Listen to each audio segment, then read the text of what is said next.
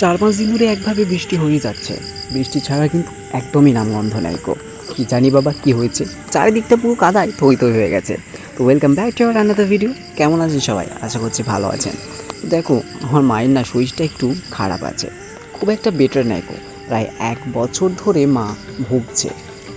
কী শরীর খারাপ বলতে, তোমার মায়ের পা দুটো মাঝে মাঝে ফুলে যাচ্ছে এবং কোমর থেকে পাটা যন্ত্রণা হচ্ছে।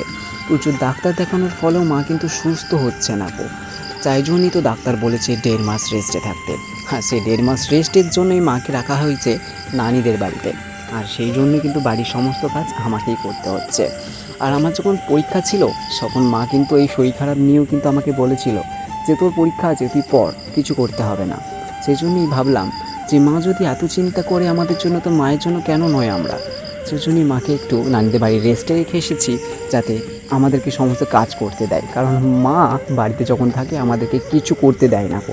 সেজন্যই ভাবলাম যে না, মা এখানে থাকলে মা সমস্ত কাজ করতে যাবে। সেজন্যই মাকে রেখে আসা হয় নানিদের বাড়িতে। এবং বাড়িতে সমস্ত কাজ তো পড়ে থাকবে, কে করবে? সেজন্য তো আমাকেই করতে হবে না। আর যেহেতু এখন ছুটি আছে, সেজন্য কোনো সমস্যাও নাই। তো আজকে একটু চিকেন নিয়ে এসেছিলাম, আর সেই চিকেনটাই কিন্তু রান্না করছিলাম। তাতে হলুদ গুঁড়ো যেমন পেরেছি সেরকমই রান্না করেছি। আর এই রান্না কোথা থেকে শিখেছি জানো? আমার মায়ের কাছ থেকে শিখেছি। আর এই মায়ের কাছ থেকে শিখেছি বলতে, আমাকে পরিস্থিতি শিখিয়ে দিয়েছে, কারণ সমস্ত কিছু মানিয়ে নিতে হবে, তাই না? তো যাই হোক, আমার রান্নাটা কিন্তু কমপ্লিট হলো। মোটামুটি খেতে ভালোই হয়েছিল। তো দেখা হচ্ছে খুব তাড়াতাড়ি নতুন একটা ভিডিওতে। ততক্ষণ ভালো থেকো, সুস্থ থেকো। আর পারলে প্লিজ তোমরা একটু আমার মায়ের জন্য দোয়া করো। আর তোমরা যারা এখনও ফলো বা সাবস্ক্রাইব করো না, প্লিজ তোমাদের কাছে রিকোয়েস্ট করছি, সাবস্ক্রাইব আর ফলো করে দাও। দেখা হচ্ছে খুব তাড়াতাড়ি নতুন একটা ভিডিওতে। ততক্ষণ ভালো থাকবেন।